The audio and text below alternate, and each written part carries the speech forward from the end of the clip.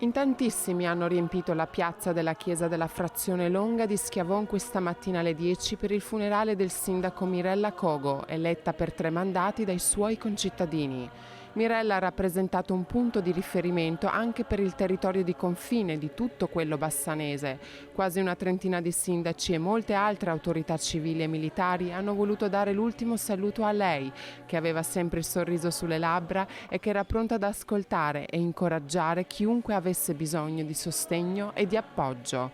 La sua scomparsa, avvenuta lo scorso lunedì dopo una lunga battaglia con la malattia, è stata salutata con cordoglio dal cardinale Pietro Parolin, che ha ricordato Mirella come un sindaco a servizio della sua comunità.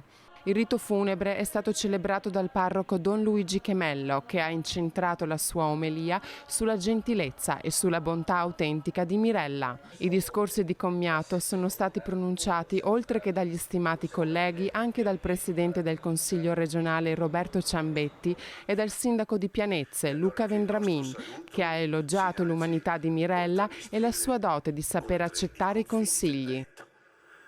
Cara sindaca, grazie.